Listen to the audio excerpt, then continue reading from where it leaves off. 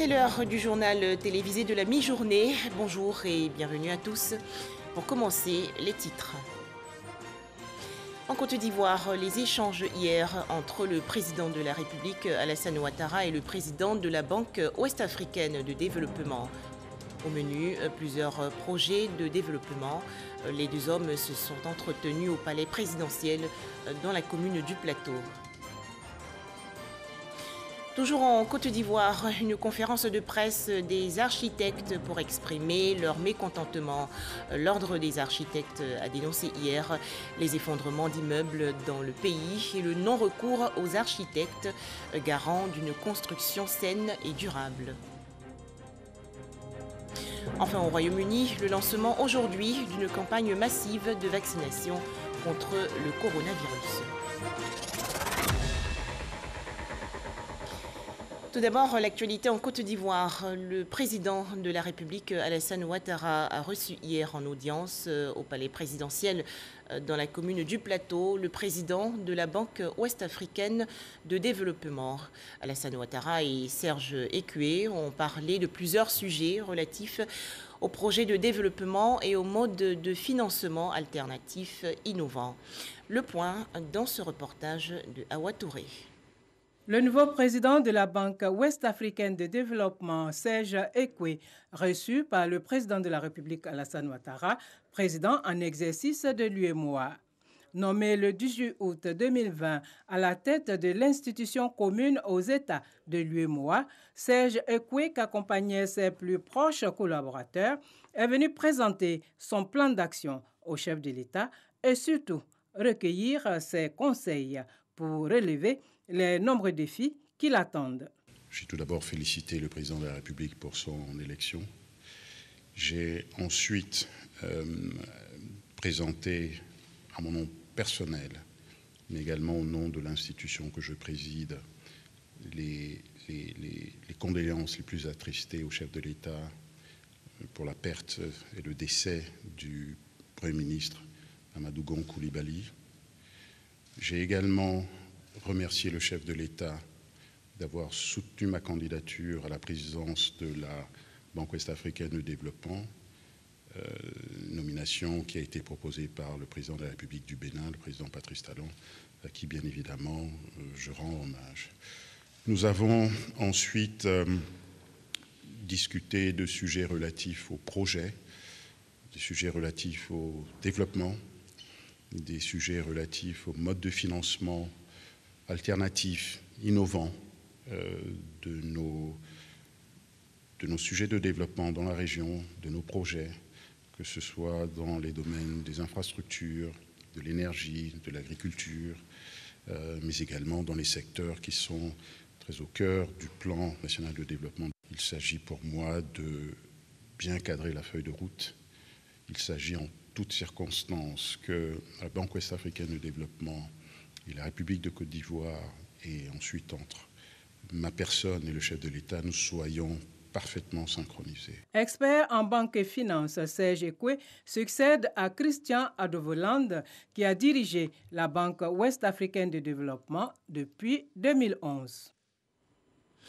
Dans l'actualité nationale aussi, la commémoration hier du rappel à Dieu du premier président de la République, Félix Houphouët-Boigny, décédé le 7 décembre 1993. Et pour ce 27e anniversaire du décès du père de la nation, une messe a été dite à l'église Saint-Jean de Cocody dans le district d'Abidjan. Des prières à la demande du Rassemblement des Houphouëtistes pour la démocratie et la paix. Éric Goré.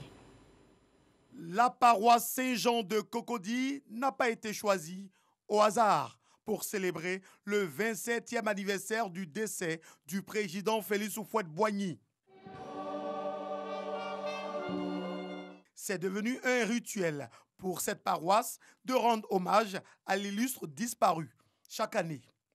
27 ans après son décès, l'Église se souvient toujours de Félix Houphouët-Boigny, sa famille également. Celui pour qui nous prions en ce jour, le président Félix Houphouët-Boigny, a œuvré autant que faire se peut à satisfaire ces conditions. En effet, le président Félix Houphouët-Boigny fut un homme de foi et de paix. En plus de l'Église et de sa famille, ses héritiers politiques pensent à lui. L'initiative de cet hommage est du RHDP, le Rassemblement des oufouettistes pour la démocratie et la paix. Nous sommes donc un parti oufouettiste et en toute évidence, nous sommes donc tous habités par ces vertus de paix, de dialogue et de tolérance. Il était donc normal qu'aujourd'hui, en ce jour anniversaire de son décès, que nous venions donc à l'église pour faire valoir la spiritualité. Parce qu'au-delà de tout, c'est la spiritualité qui nous guide et qui nous renforce et qui nous permet de surmonter toutes les épreuves. Le 7 décembre 1993 est une date devenue célèbre et historique pour la Côte d'Ivoire. Car cette Côte d'Ivoire a enregistré en ce jour-là le décès de son premier président de la République. Le père de la nation, Félix Houphouët-Boigny, quittait ainsi le monde des vivants pour l'au-delà. Le 27e anniversaire du décès du père de la nation, Félix Houphouët-Boigny, également célébré hier à Yamoussoukro, dans la région centre du pays. Des prières ont été dites à la basilique Notre-Dame de la Paix, une initiative de la Fondation Félix Houphouët-Boigny pour la recherche de la paix. Les précisions de Léon Brou de RTI Bouaké. 7 décembre 1993, 7 décembre 2020. 27 ans après son décès, il est encore besoin de prier pour le président Félix Houphouët-Boigny, indique le recteur de la basilique Notre-Dame de la Paix de Yamoussoukro, pas uniquement pour le repos de l'âme du premier président de la République, mais pour rappeler et cultiver les nombreuses valeurs incarnées par le bélier de Yamoussoukro, en l'occurrence la paix. L'avenir de ce pays ne pourra pas se construire sans un enracinement dans notre histoire. Notre histoire, c'est aussi Félix Houphouët-Boigny. Il y a 3 éléments dans l'héritage du président Houphouët. Le premier, c'est la paix. Le deuxième, c'est la paix. Le troisième, c'est la paix. Dans cette perspective, et prenant à témoin leurs invités, dont l'ambassadeur de Grande-Bretagne en Côte d'Ivoire, la basilique Notre-Dame de la Paix et la Fondation Félix Houphouët-Boigny pour la recherche de la paix, lance dès 2021 un concours pour la culture de la paix impliquant les jeunes générations. Que les jeunes puissent s'approprier et la personne et les idéaux du président Houphouët. Voilà pourquoi nous avons initié ce concours de dessin à l'endroit de tous les élèves et étudiants de Côte d'Ivoire qui connaîtra sa première édition l'année prochaine, en 2021. Donc le lancement aura lieu chaque année le 18 octobre et leur prix le 7 décembre de chaque année. La finalité, un Houphouët-Boigny Day ou une journée nationale Houphouët-Boigny, initiative soutenue par la famille biologique à travers le mémorial Félix Houphouët-Boigny et le PDCI RDA. Avec ces enseignements, la Côte d'Ivoire peut aller plus loin. Et il suffit que la nation se souvienne véritablement du président Houphouët. Qu'un jour, nous soyons inspirés de faire en sorte que le 7 décembre soit un jour férié, en souvenir de Houphouët-Boigny, pour que les générations qui vont nous succéder se souviennent de ce grand homme.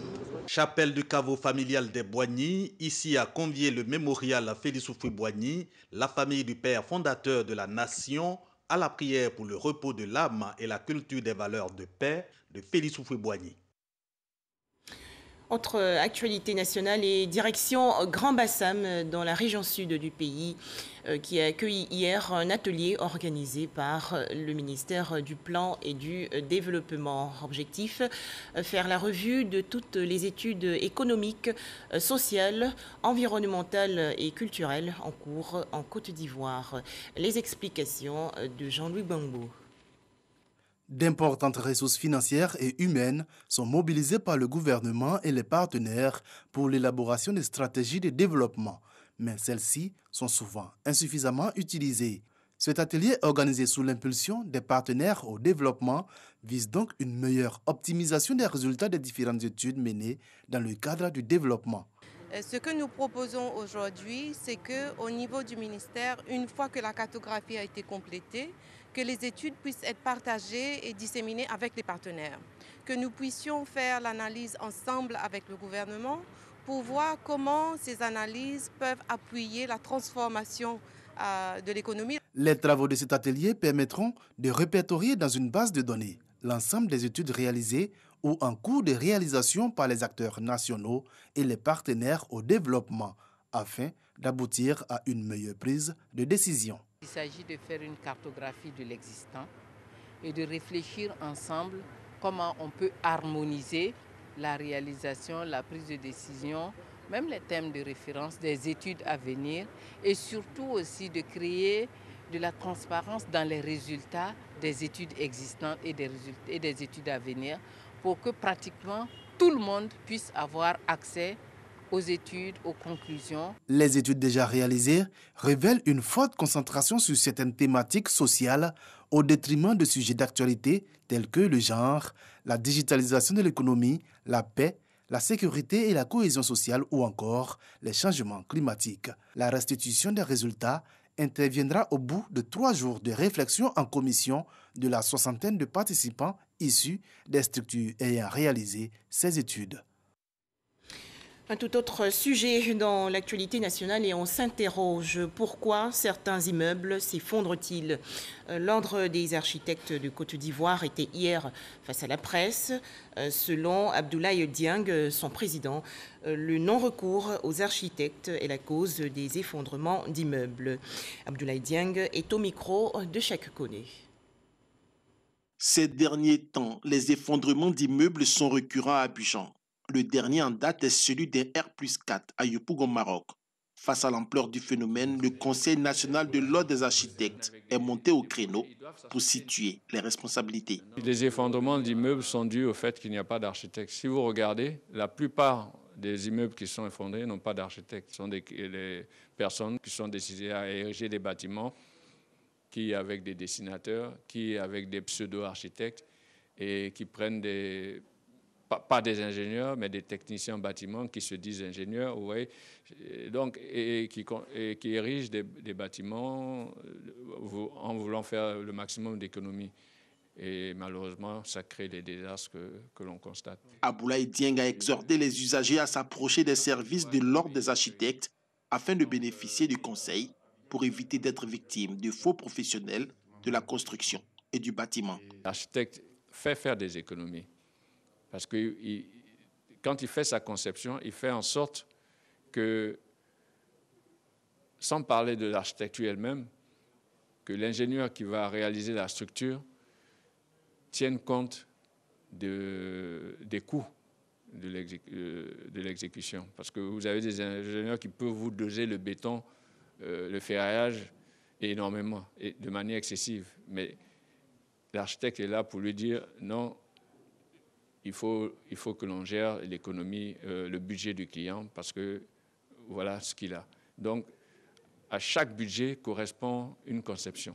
Le conférencier a saisi l'occasion pour appeler la nouvelle réglementation en vigueur pour s'attacher les services d'un architecte. Selon cette nouvelle directive, pour des plans de construction ne dépassant pas 55 mètres carrés, l'usager devra débourser 300 000 francs CFA.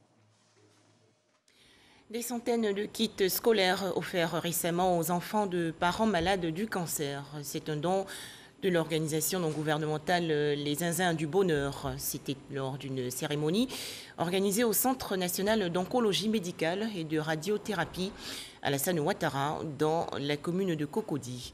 Les détails, Franck Quadio. Des cartables, des livres pour la lecture et exercices d'application pour les classes, des cours préparatoires et cours élémentaires 1. Un don de kits scolaires pour soulager les parents malades du cancer, du sein et de l'utérus. Nous sommes au Centre national d'oncologie médicale et de radiothérapie Alassane Ouattara au CHU de Cocody. Une action menée par l'organisation caritative Les Zinzins du Bonheur.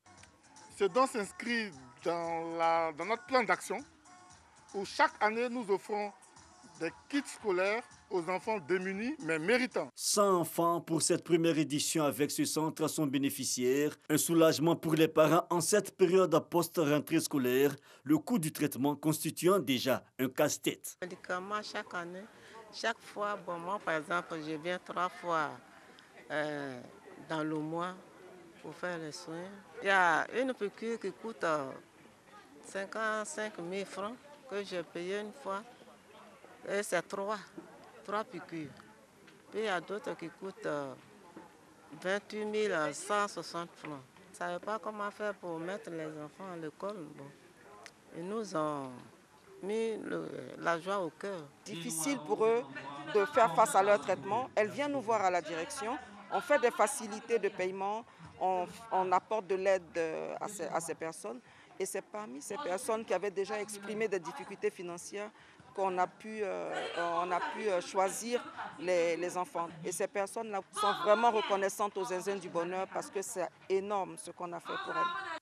Une action à poursuivre selon l'ONG donatrice. Les Zinzins du Bonheur sont une organisation caritative qui a pour credo collecter et redistribuer par des dons à vivre et non-vivre aux couches les plus fragiles, en particulier les enfants de 0 à 14 ans. L'ONG Les Zinzins du Bonheur existe depuis 2011. Toujours en Côte d'Ivoire, la lutte contre la grippe saisonnière. Le ministère de la Santé et de l'Hygiène publique a acquis récemment 15 000 doses de vaccins avec l'appui de ses partenaires techniques, dont l'Organisation mondiale de la santé. Ces produits destinés à la deuxième campagne de vaccination contre la grippe saisonnière sont administrés aux agents de santé dans 35 districts des 8 régions sanitaires. Didier Nguessan. Ils sont au contact des patients et sont susceptibles de contracter ou de transmettre la grippe saisonnière. Les agents de santé se font vacciner contre cette épidémie annuelle et le ministre Aka Ouele se prête à l'exercice. L'année passée, lorsqu'on a fait, effectivement, je n'ai pas fait de grippe toute l'année. Le vaccin, il est bon. Ça permet vraiment de ne pas être grippé, d'avoir de saison de grippe pendant au moins 1 an de protection. Le ministre de la Santé et de l'Hygiène publique lance ainsi la campagne de vaccination des agents de santé contre la grippe saisonnière. Elle va concerner 35 districts sanitaires dans 8 régions pour 15 000 doses de vaccins. L'infection grippale peut entraîner une augmentation de l'absentéisme et la perturbation des services médicaux. Par ailleurs, les membres du personnel de santé infectés par le virus de la grippe saisonnière peuvent contribuer à la transmission que nous disons nosocomiale de l'infection, c'est-à-dire à leurs patients. Le CDC s'engage à continuer d'appuyer le programme de l'INHP sur la grippe, que ce soit dans la surveillance sentinelle ou la vaccination contre cette pathologie. Le vaccin est une priorité de santé publique et la Côte d'Ivoire suit de près celui contre la COVID-19, selon le ministre Aka Ouele. J'exhorte l'ensemble des agents de santé des districts concernés à se faire vacciner massivement au cours de cette campagne. La réussite de cette présente campagne sera un enjeu majeur pour la vaccination contre la COVID-19. Le personnel de santé qui est en première ligne dans la lutte contre cette pandémie sera une cible prioritaire lorsque le vaccin sera disponible. En 2021, la campagne contre la grippe saisonnière va s'étendre aux 113 districts sanitaires du pays. Nous parlons encore une fois du coronavirus. Plus d'1 500 000 décès dans le monde entier. Attention.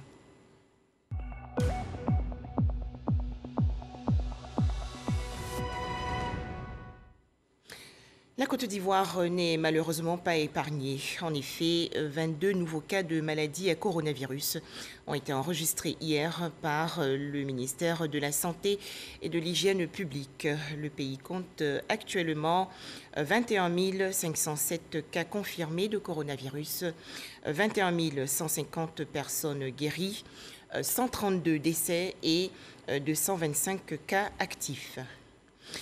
Le Royaume-Uni, lui, connaît une situation plus difficile. Déjà plus d'1 500 000 cas confirmés de coronavirus et plus de 60 000 décès. Le pays lance aujourd'hui sa campagne de vaccination contre le coronavirus.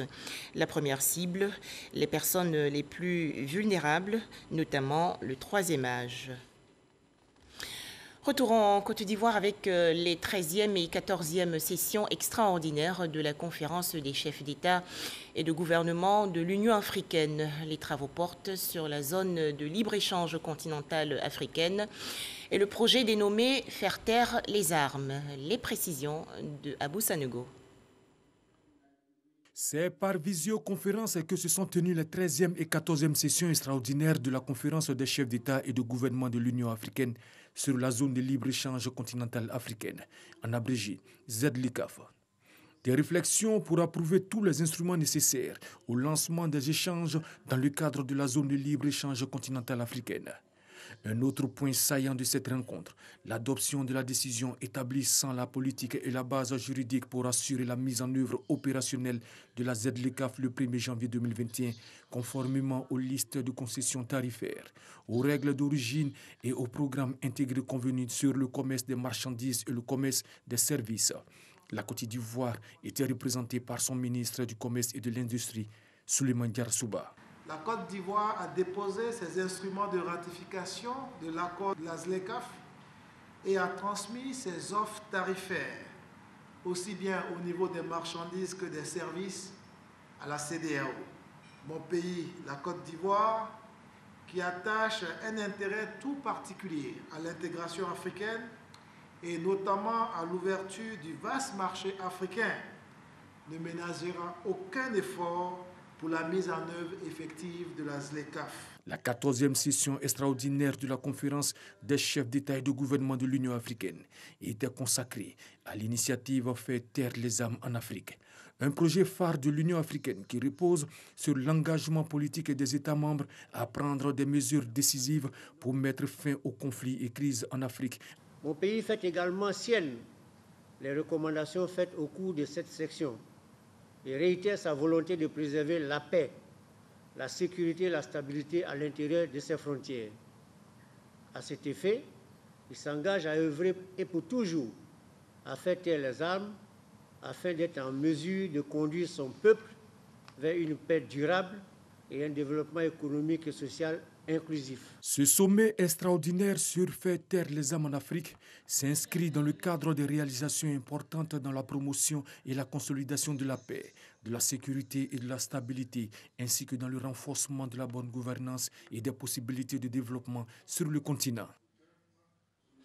Toujours en Côte d'Ivoire, la société ivoirienne de télédiffusion a présenté récemment sa charte organisationnelle. Benoît Adamayeo, le directeur général, a décliné les missions de l'IDT. C'était au centre émetteur de la commune d'Abobo. Pour en parler, Jean Djadji. La charte organisationnelle de la société ivoirienne de télédiffusion, IDT, est dévoilée à l'ensemble des collaborateurs. Elle marque aussi le lancement des entretiens individuels annuels, 2 outils de mesure qui visent à améliorer les performances de l'entreprise et des 114 employés. Le monde est en mutation totale et toutes les entreprises qui prennent un pari sur l'avenir ont besoin d'avoir une boussole. Et la boussole se définit par une charte organisationnelle. Les entretiens vont le montrer. Si la personne évaluée a besoin d'un accompagnement professionnel et autres, on va la direction prendre des dispositions pour que ces personnes-là bénéficient de quelques renforcements de capacité, de sorte à pouvoir tenir le poste. La direction générale remet des symboliques des valeurs de l'entreprise aux membres du comité directeur, signe d'une parfaite synergie entre les collaborateurs. Les sociétés étatiques ne doivent plus fonctionner comme des administrations traditionnelles. Ces sociétés doivent être performantes afin de ne pas faire perdre de l'argent à l'État. Donc, il y a un certain nombre d'instruments qu'il faut à une société qui se veut rentable. Elle répond à une démarche qualité sur laquelle nous voulons nous appuyer pour réaliser les performances devant faire de notre société le leader dans le domaine de la télévision numérique terrestre en Afrique. L'opération d'évaluation des travailleurs de la société ivoirienne de télédiffusion IDT démarre le 8 décembre et s'achèvera le 17 décembre 2020. Don Juan, les morts ne sont pas morts. C'est le titre du spectacle théâtral organisé récemment dans le cadre de la célébration des relations fortes entre la Côte d'Ivoire et le Royaume d'Espagne. La coopération bilatérale se porte en effet très bien. Franck Quadio. Don Juan, personnage mythique raconté par le célèbre écrivain français Molière, mais qui tire sa source de l'histoire d'un seigneur espagnol, Don Juan Tenorio, qui déshonora la fille d'un militaire qu'il finira par tuer au cours d'un duel. Le personnage exalté quant à lui par Molière brûlera sur scène, consumé par un feu invisible. Une œuvre mise en scène par un Espagnol et jouée par des acteurs ivoiriens. Nous sommes à l'Institut français. Don Juan, les morts ne sont pas morts. Cette représentation a cependant une histoire. Tout est né de la venue d'un très célèbre dramaturge espagnol qui s'appelle José Gabriel López Antuniano, qui était venu à Abidjan pour un autre projet. Et il a rencontré l'ambassade d'Espagne ici et qui a eu envie de développer une collaboration culturelle entre les deux pays. Et donc est née l'idée de faire se rejoindre le plus grand festival de théâtre hispanophone au monde, qui s'appelle le Festival international de théâtre d'Almagro en Espagne, et l'INSAC, pour pousser plus loin ce qu'on appelle un petit peu le renouveau du théâtre ivoirien. Tout ça est basé sur le grand talent des artistes que j'ai trouvés ici, qui ont cette capacité à transformer un texte classique espagnol en quelque chose plein d'énergie, de créativité, qui leur vient de leur culture.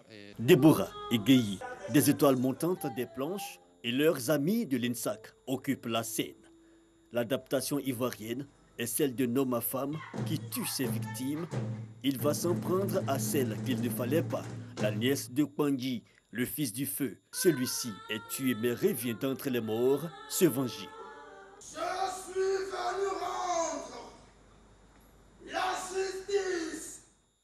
L'ambassadeur de la République d'Espagne, la ministre de la Culture et de la Francophonie et Nana Montaloué, président de la Chambre des rois et chefs traditionnels, plusieurs niveaux de responsabilité, mais autant d'entrain pour cette manifestation du dialogue culturel entre la Côte d'Ivoire et l'Espagne. Moi, j'ai été un facilitateur, mais que c'est surtout le talent ivoirien dans l'INSAC, qui se trouve sous la houlette de Madame la ministre, et du Festival de Almagro, à travers donc, ses représentants ici, qui a fait possible la pièce de théâtre que nous avons vue aujourd'hui. Déjà, le théâtre ivoirien revit, il faut le dire. Il revit.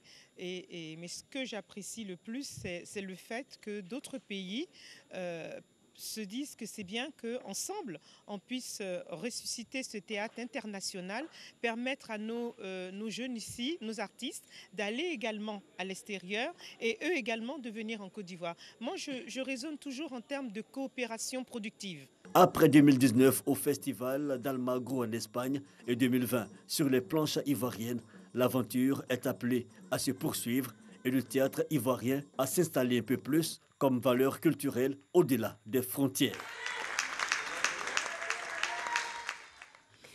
En image, le Ghana dans l'attente aujourd'hui des résultats provisoires de la présidentielle et des législatives. À noter que les deux principaux candidats à la présidentielle, notamment l'actuel président Nana Akufo-Addo et l'ancien chef d'État John Mahama, se sont engagés à respecter le verdict des urnes et à ce que le pays demeure un modèle de stabilité et de démocratie.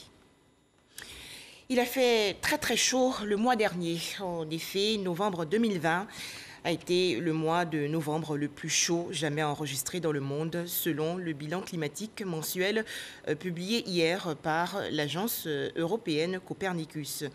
À noter que chaque jour, des dizaines de milliers d'incendies ravagent les derniers espaces forestiers du monde, dont la plus grande forêt tropicale au monde, l'Amazonie. Fin de cette édition, merci à tous et à demain.